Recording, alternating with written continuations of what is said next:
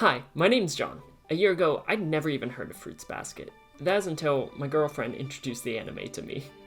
And I'm Allie. I've been reading the manga since I was in 3rd grade. We loved watching season 1 together so much, and we'd have all these crazy long discussions about what happened in each episode.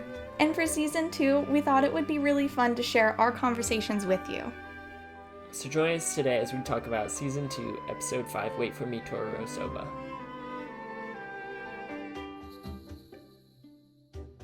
Alright, so we have finally caught up with the anime. So where are we starting for this episode? We're starting out, we're in the convenience store, and we're hearing a new narrator. Who's this guy? Oh, it's the guy that Arisa has been talking about. And, we watched the whole episode. We know who this is. It's Kureno. Mm-hmm. So my running theory up to this point is that this dude, he's the dude at the end of the line in the intro, and he's the dude that was saying back to back with Akuto I think it was in episode 1. So this is tall, probably Rooster Man, is what I dubbed him before we knew his name was Kureno. And he likes her. Ooh. He does like her.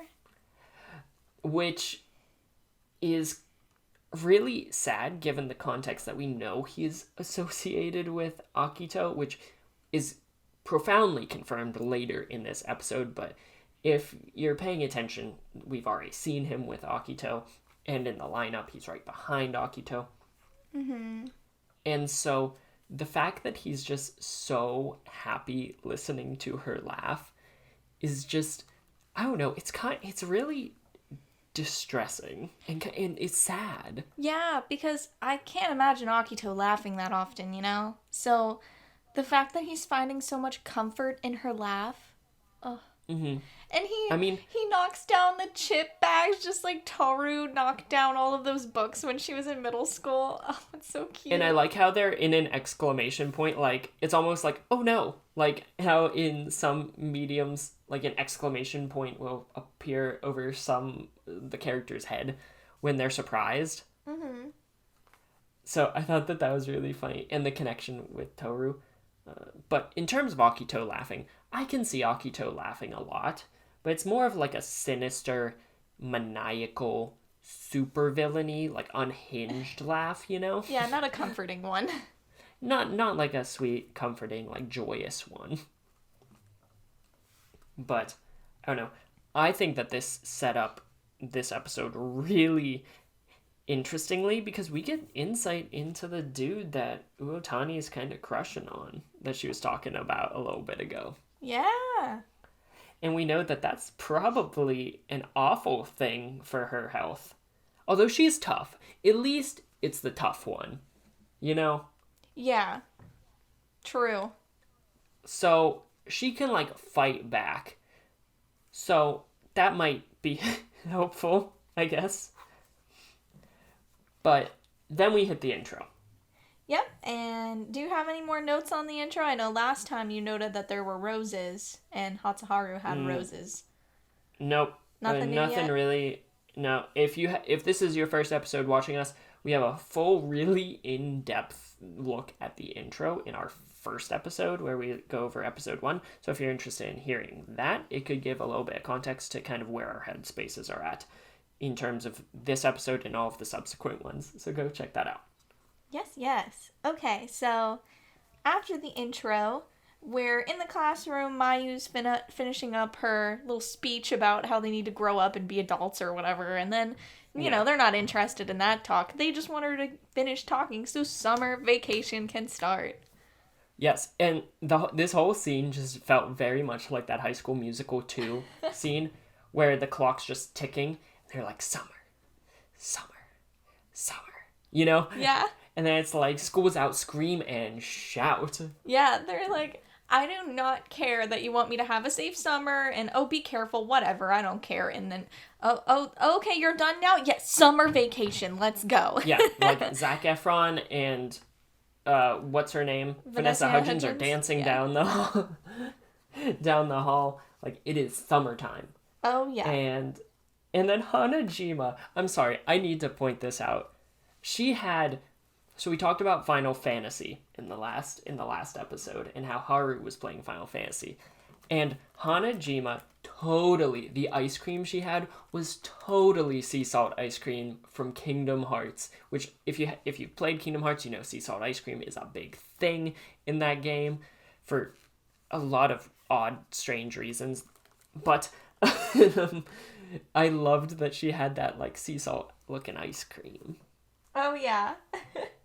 As far as I think that's only a Kingdom Hearts thing, right? Like that's not. Yeah. It's totally only a Kingdom Hearts thing. And if it isn't, Kingdom Hearts is really kind of claimed it as its own. Yeah, that's funny. Takaya is a big nerd, so this makes sense. Yeah. And so she likes Final Fantasy. Kingdom Hearts has Final Fantasy in it. I'm sorry, I'm letting my nerd banner wave right now. But I love Kingdom Hearts. It's my life. All right. So I also thought it was hilarious that Tohru says that the Somas take care of her. Yeah. Bringing us right back to the last episode where she's like fretting over making sure that everyone eats dinner together, and she's like, no, they take care of me. Mm-hmm. She really does see it that way though, and it's so cute and sad and Yeah, when they provide her a bedroom and a house. Yeah, I mean, she already did buy her all of the furniture for her bedroom. Like, he got her the bed and everything. Mm. So, like, that's really sweet. But if you think about how absolutely loaded the Soma family is, I don't think that even affected his bank account at all. But for her, it's such a big thing that they're even caring about her. So, yeah. She's so cute. Because she has her grandpa's kind of nice. But, like, that's it. Yeah. That is the extent of nice family in her life. So they are essentially are her family and giving her a place when she has nowhere else to go except that awful house. Yeah. Oh, Tohru. But I love all these funny moments where like Uotani's freaking out and she's like, I'm so ready for summer, I'm gonna go like destroy a car or whatever she says. And Hanajima's like, yes, I passed all of my courses with flying colors because I didn't want to take the remedial courses. Those are in a room with no air conditioning. Other than that, I have no motivation. And I love these moments because, I mean, as many people on like the Discord and the Reddit have pointed out, the chapter that this takes place in, like announcing that summer vacation has started and that they're gonna go to the haunted house and all of these moments, they feel like it's a lot of filler. And yeah, a lot of it is like filler moments, but I don't know, filler like this is so different from like, I don't know, just Naruto kind of filler. Yeah, quite literally, where it'll be like 15 episodes of just nothing. Yeah. Of just nothing of substance or consequence. Whereas I could definitely see how people could say, oh, the haunted house is filler. But I loved this. Yes. And that's jumping ahead a little bit. We'll get to that in a second. But I loved this because it was just fun. It was just funny. It was just nice. It was like just going with your friends so you can kind of get to know them a little bit better, seeing the dynamic, seeing the interplay between Momiji and Haru and Yuki and Kyo and all of them, how they interact with Tohru through this very traumatizing experience for her. Yeah. And how... we'll get to that in a second, but... Yeah, but like overall, just seeing how they interact with each other this episode, from the classroom with summer break being announced all the way to the haunted house parts, I loved having those moments, those like slice of life moments. So I don't think it's filler. This is one of my favorite chapters. It's putting the Zodiac aspect on the back burner, sure, and it's like putting the broader plot on the back burner, but it's putting the characters at the forefront in their personalities. Haru really shined in this episode. Momiji really shined in this episode for the periods that they were in it. And I just thought it was really endearing, which I have trepidations about episode 6 So maybe this is like a calm before the storm kind of episode. Yeah. Okay. And so we need this. Yes. Oh, yes, we need this. I need this for my soul. Yeah, because those episode 6 preview images we've already seen, and it's a lot. Yeah. Oh, yeah. So And jumping back on track. Oh, did you have anything more to say about the preview images? Oh, I was just gonna say I have no context for them, but they look like a lot. Yeah. Yeah. But okay, you said jumping back just a little bit. Yeah, let's back on track. They talked about summer vacation. They're pumped, and now they're leaving school, and it's Yuki and Kyo and Tohru, and they see Haru just standing like a true space cadet, just totally out of it in the sprinkler with like a rainbow. I love the rainbow. Oh my god! While they're fighting about what to get for dinner, and he's just like, yes, ginger pork. I want ginger pork. And I'm like, yes. His whole goal, the whole episode, is just, how can I get the ginger pork? How can Tohru make me the ginger pork? Which, as I was like reading this, I was like, wow, ginger pork, or not reading. Well, I guess it's subtitles, it's reading. Yeah. But, I was like, wow, ginger pork really does sound pretty good. Mm-hmm. But I also liked how him and Momiji are the dream team of comedy in this episode. They are the dream team. They're so funny, which is one of the reasons I loved this chapter so much. I would reread it all the time and just laugh because I loved this, like those two as a duo. They're just so funny. And Momiji having the little duck and squirting it right in Kyo's face when he knows Kyo hates water. He's a cat. Like, he knows Kyo hates water, and right in the face. And Kyo's just staring at him like, are you for real right now? Did you, he's almost shocked that he was bold enough to... Yeah. Oh no. But then they decide to go where Momiji wants to, and he's leading them up the escalators, and him and Tohru are excitedly chatting. Mm-hmm. And I don't know, I relate to this moment on a spiritual level, because I feel like I was the kind of person in high school to just be excitedly chatting up a storm with someone as we're walking through the mall, just in our own little world, as friends would be tailing behind. Yeah, and they're just having their own conversation, fighting amongst themselves.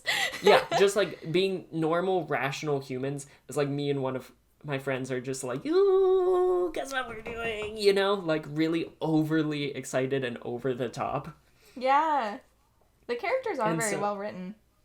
So I was like, oh my gosh, this was me. This was so me in high school. And looking back on that, I was like, oh, I want to go to a Hun house now. No, because I would be Tohru in it, so no thank you. But I would also be Tohru is the issue. We need to find our Haru. Yeah, we're not brave people. So I wrote Momiji, why a haunted house? Yeah. And Tohru's faces. This is just a smorgasbord of the best Tohru faces of all time. I'm so happy. Her looking so distressed is so cute. And it's just her having that freak out but still wanting to be no, I'm fine. But she's so not fine. No. But she's panicking as she's going up to the clerk who's selling the tickets, who, this was also the most accurate thing in the world, how disinterested the haunted house clerk looked. Yeah. The haunted house clerk was just I hate my life, but here we are. Yeah. And as Tohru's I'm going in. Let's go. And then they get in.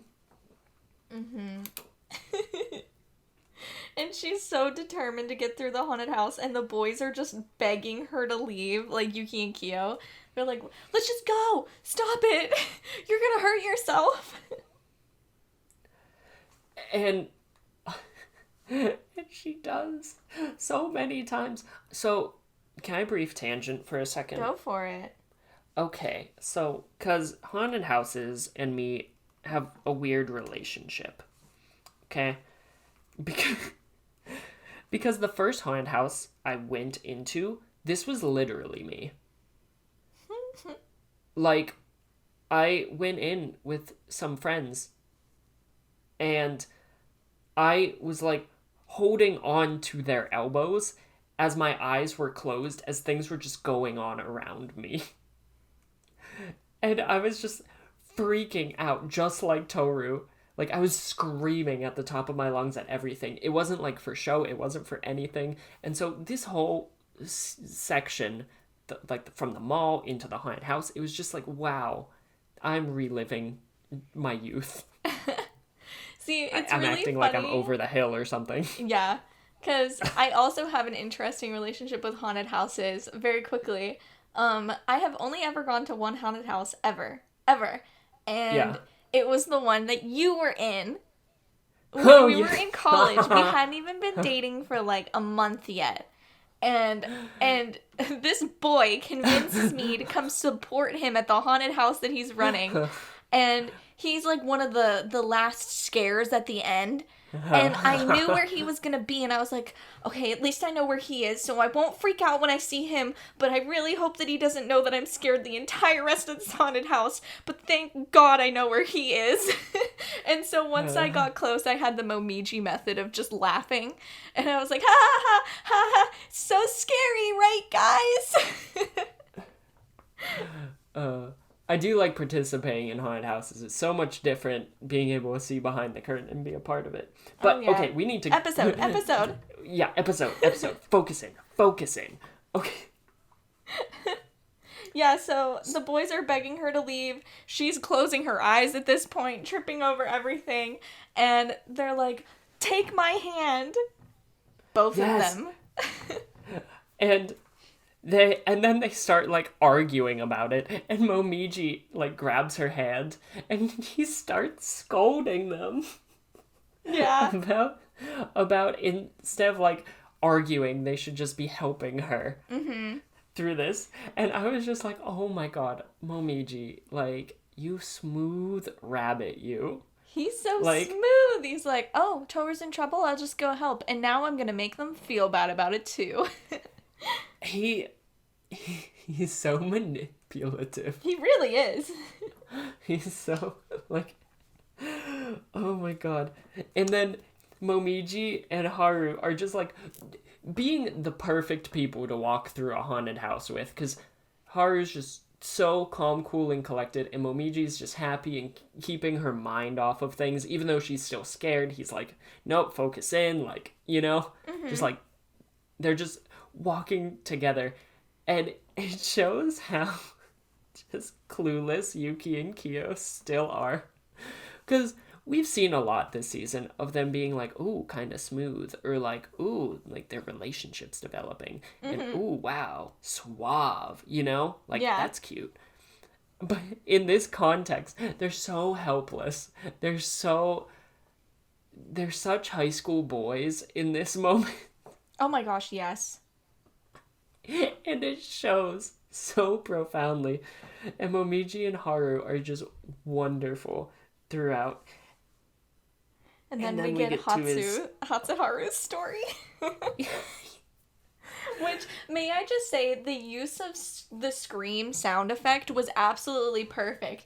We first hear it when both Yuki and Kyo are offering their hands to Tohru. They're like, hold my hand, and then you hear, scream! It's so funny. And then they bring it back while Hatsuharu is telling his story about his made-up backstory of one of the props that's being used to scare everyone. And when they just cut to his face with that scream, it's absolute pure comedy, perfection, and like in the manga, Why? you don't get the screams, so I loved the addition of that. It made the scene so much better. Why did that story, like, why was it so funny? Because it was so deadpan. And, like, low-key be like, oh, wow, this poor guy. Yeah, Like, isn't it so funny that the only one who doesn't have an issue with his mother in some way is telling a story about a guy who is abandoned by his mother? does he not have an issue? Oh, I guess he doesn't. No. He was, like, talking about last episode about how his mom was, like, just putting on her makeup and she'll take forever. Ugh, mom. Mm-hmm. And that was so funny. And then he rips the animatronic's head off. Yes. And I was like, dude, no. And it's so funny that Kyo's the one to be like, you need to count to 10 and think about your actions. Like, we're hearing that from Kyo. The change, the growth. And then they're all in the room and whatever. Like, the dude's like, oh, we're gonna make your parents pay for this. Why do you all look like models? Which, like, really, though. And my favorite part about that little interaction before we get into the really juicy stuff of the episode is how Yuki and Kyo hate each other. Mm-hmm. Like, they may hate each other, but in that context, with that grouping of people, Kyo could only turn to Yuki and be like, these people are idiots. Why are we with these idiots? Yeah. And I'm like, oh, wow. The change, the growth. I mean, I don't know if it's change or growth necessarily. It might be desperation of like, I hate you, but you're the only sane one here with me. So, like, we need this alliance just for a second. Yeah. Okay. Haunted that wraps house. up the haunted house. Yeah. Now we're going into pure flirtation. Ooh. So, Uotani, she's leaving work and she spots our boy Kureno. And she runs up to him and absolutely decimates his shirt. His poor button flies off. Yo, which I know that this sounds like a weird thing to fixate on, but like we see later in the episode that he meets up with Akuto, right? Mm-hmm. Well, Akito's a pretty perceptive dude. Yeah. Won't he be like, yo, where's your button? Whoa! Like, what happened? True. Like, I know that that's such a small little thing, but like, I feel like Akito could be tipped off by less. Mm-hmm. And Akito's just inherently seems very paranoid and fixated. So unless dude changed his shirt or something, which is highly possible. No, you see him wear the same shirt when he walks into Great Akuto. So that could... I'm just very worried for Uotani. Yeah. Moving forward, if this continues for multiple reasons. But yeah. She catches up to Rooster Man, and they go get Tohru Soba. I can't say it. Tororo Soba. That one. Tororo Noodles. Soba. Noodles. Effectively. Yeah. Noodles. Well, she they wants go get Tororo, noodles. but yeah, he wants. What did he get? Chicken nanbun? I forget what it was, but it's something like that. I don't know, but if he is the rooster, that's still not confirmed. But isn't that cannibalism? I don't know, but I feel like that's not okay. I mean, like, at the very least, like, even if it's not cannibalism, don't you think if you've lived in the body of a chicken, wouldn't that, like, immediately turn you off of eating chicken? I don't know. Maybe that's just a me thing. Hatsuharu wants to eat ginger pork, and that's pretty much Kagura. Well, but it's not him. True. I feel like he eats hamburgers. Maybe. I don't know. He's also a weird dude. That's like this. True. I don't know. I guess maybe Kureno could be too. I don't know. But that felt like cannibalism, and I just wanted to. If I'm right, I still don't know I'm right, but I feel pretty safe in my assumption that I'm right. But they're eating, they're chatting, and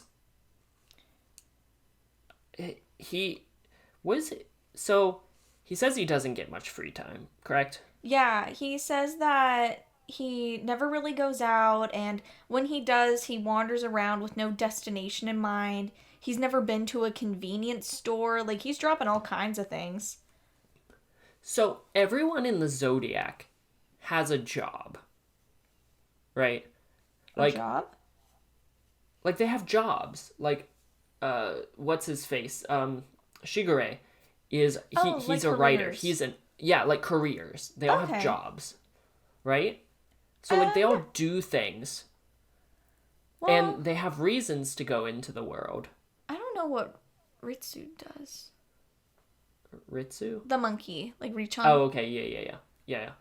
But, like, we've seen a number of them. So, what does he do all day, then? If this is, like, an unnecessary trip and, like, going out is so kind of rare and he doesn't do anything.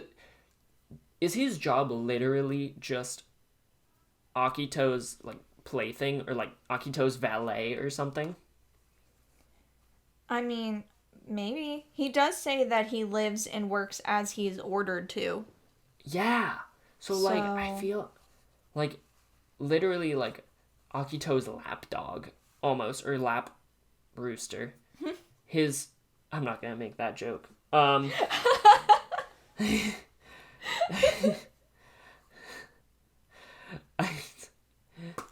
was just gonna make a rooster joke. But yeah. He could be just Akito's plaything. Yeah. And What then else? he drops a bomb. He drops a bomb. About his age? Or... He drops a bomb. Yes. Yeah, he's 26. There's a 9-year difference. So... Controversial. I'm not really gonna... I don't know. I don't know what the laws in Japan are. I don't know how that happens. She was questioning whether or not that's even legal. I was questioning whether or not that's even legal. It may not be legal. It might be. I don't know.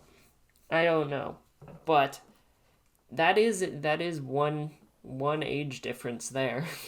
Yeah. And so that kind of caught her off guard. But no one really seemed all that fazed by it throughout. Like, he didn't, she didn't, Hanajima and her little brother didn't. I mean, like, is it fine? They were like, what if he has a wife and kids? Like, he's an adult. That's true. Well, yeah, that's true. And it would be better if that's what he was hiding. But... Yeah. I don't know. This whole dynamic is just... Oh, it's spelling... I know I've said this a lot already this episode, but it's spelling trouble. Because, okay, there's the age thing. That's the most inconsequential piece of this, if we're being honest, in terms of the trouble. You know? Yeah. I mean, unless there's a whole legality thing, which I don't know. Maybe there is, maybe there isn't. I doubt that they're really going to get into that aspect of it. In terms of the relationship. Mm-hmm. But like we were talking about last episode, Akito beats the crap out of the females that the male Soma members are interested in. Like, the male Zodiac members are interested in. Mm-hmm. And so, this could be like, if they get serious, this could be like a Kana situation. Maybe. Which will put Tohru in a really bad spot. Oh, true. Because yeah, now Uotani doesn't remember anything about Kureno, but Tohru's so involved with the somas that will, like, cause some weirdness if somehow she does get involved with him, which I know towards the end of the episode we're kind of just squishing everything together in this conversation, I guess. But whatever, it all kind of makes sense. It doesn't have to be chronological. Yeah. But I know he said that I probably will never even see her again, but, like, she's thinking about him, so she's very headstrong. So I can imagine that she'll seek him out in some way. Mm-hmm. Or he'll get fed up with Akito and seek her out again. And, if he is Akito's number one plaything or lapdog or whatever. Oh, yikes. Yeah. Yikes. Whew. What are your thoughts? I mean, I know you can't really say too much, but... I can't really say too much. I don't even know if I want to delve into my opinions here. Because anything I say would kind of tip someone off, like, one way or the other. Like, if I even didn't mention something, they might be like, oh, so that's not important, so I won't think about that. And I want you all to have free theorizing here. I don't want to touch this at all, so... Okay. I respect that. I just want to make sure that you had the opportunity to say your piece on it. Well, thanks. But is there anything else? Dude's a tease. He is a tease. He, like, leaned in to kiss her. He did the whole chin grab thing, which is, like, super romantic stuff. Oh, yeah. And to get her flustered, and then he just walked away wordlessly. Yeah. It's like, dude. He's being so bold. I mean, he calls her by her first name when she gave him both her given name and her family name. She gave him both, and he only gave her his first name. Homeboy's bold. Oh my goodness, I didn't even, like... He is making the moves. Yeah. And also, it was very bright of him not to say Soma, because if he said that he was in the Soma family, like... That would have been... Oh my god, she would have gone to, like, Yuki or Kyo and been like, you know, Kureno, can you, like... Hook a girl up? Can you, like, get me in contact? Does he have a phone number? Are you guys, like, chill? Mm-hmm. Oh, wowza. Yeah. That was a lot of... Yeah. That was a lot of controversy happening in such a short period of this episode. And I feel bad because I just want Uotani to, like, have a good, like, relationship. And he seems like a delightful human. He really does. Yeah. And, like, I feel like the age, like, let's just put the age thing to the side. Like, he needs someone like her in terms of emotionality. Yes. Who's like, yo, we need to, like, talk about your smile. Like, even just something as small as that. Why is your smile so lonely? If you're so content and you're so happy with your situation, why isn't your smile like more real? Yeah, and it's so noteworthy that Uotani can notice something like that. Because that was her, that was Tohru, that was, like, literally everyone that she's talked to. So, of course she's gonna notice that Kureno has a very lonely smile. Yeah. And then he had so much, he had the stereotypical archetypal Soma head tilt smile later in that episode. Yeah, he did. When he was just, like, it's trademarked at this point. Where he was smiling at her. And it was just like, that's the real deal. Like, he is into her. Mm-hmm. That's the moment where you go... she's real with him. Oh, yeah. You're like, oh, this is serious. And also, he's definitely not just some side character that we're going to start paying attention to now. He's definitely a Soma boy with that head tilt.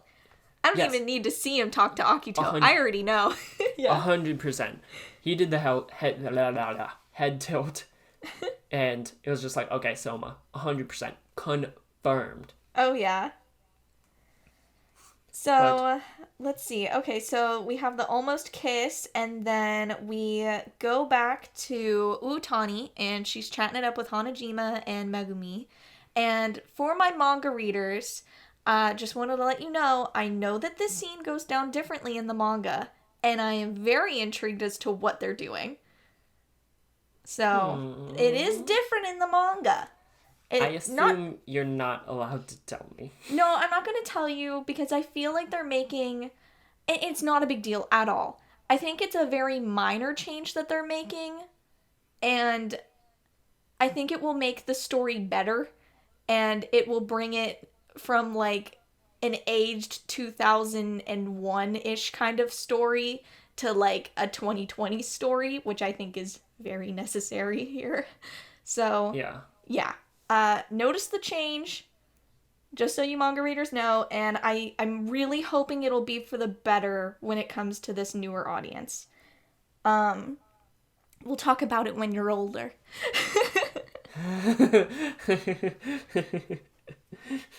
But yeah, they're talking about how they're gonna butt in on Tohru's date if she gets a boyfriend.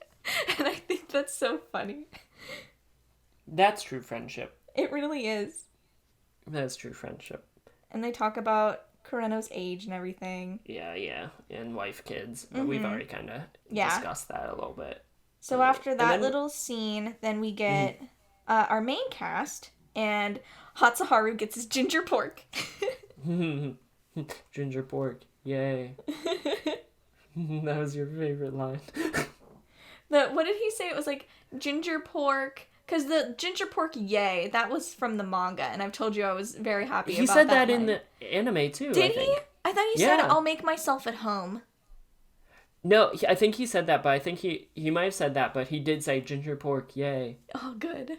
Makes me so happy. I love that line. And then, Tohru and Momiji just straight up fangirling over the haunted house to Shigure. Did they call it like... Did they say it was like a beautiful experience? Something along those lines. Yeah, like heartwarming or something? Yes, heartwarming is what they said. And he's just like, oh, a haunted house. Wow, that's unique. like heartwarming? That's not exactly what I typically associate with haunted houses, but sure, yeah, good for you. And Yuki and Kyo still just being like, oh my god. I'm exhausted. I'm exhausted. And I'm like, same, but from happiness. And then we cut to Kureno, and he wishes that he could be with Uotani, but he's with Akito. Yeah, so. Like, literally, like, fantasizing about, like, her lips, and it was just, like, a lot. Yeah. Do you think that Kureno and Akito are in a relationship?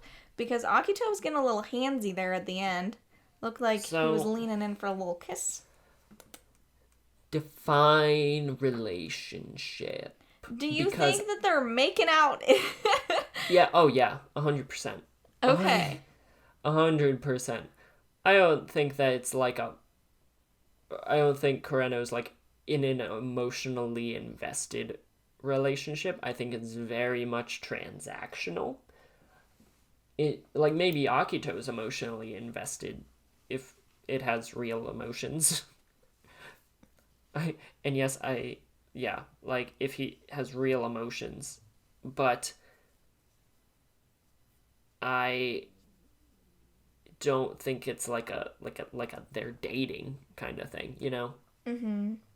I think it's, you know, like, you have, like, I'm in charge, you have to do this for me. I am your boss, I am the head of the Soma estate. You will follow my commands, kind of deal. Yeah, okay. Because that would get a little dicey, because Akito has also been kind of weird around Shigure, too. Yes. Yes. That's true. And that kind of... Oh. So... Okay, so we talked about talking about theories for the next episode, but I was like, I have none. I don't know who Shigure could be saying, "Are you really this stupid?" to. Because I was just like, I don't want to talk about it. But what if he's saying it to Kureno? Like, Kureno's like, oh, Akuto really cares about me, and Shigure's like, are you really this stupid? You know? Maybe. Like, are you really stupid enough to think Akuto doesn't just see you as a tool? Tool. Yuki. Oh, maybe. Oh. I guess we'll have to see. We're recording this on a Sunday, so you'll see tomorrow. Yes. Yeah, this should be up by tomorrow. And tomorrow is the day that episode 6 is actually revealed. And so we'll try to have that one out the day after episode 6 is actually coming out. So Tuesday. Yes, so Tuesday. Cool. So, I think that's it for this one. Yeah. Awesome. So, thank you all so much for listening. We really appreciate it. And if you enjoy listening to us talk about Fruits Basket, like, comment, and subscribe down below. And as always, I hope you have a fantastic rest of your day, a fantastic rest of your week, and I will see you in the next one. And I guess we will. Yeah. See ya. All right, later.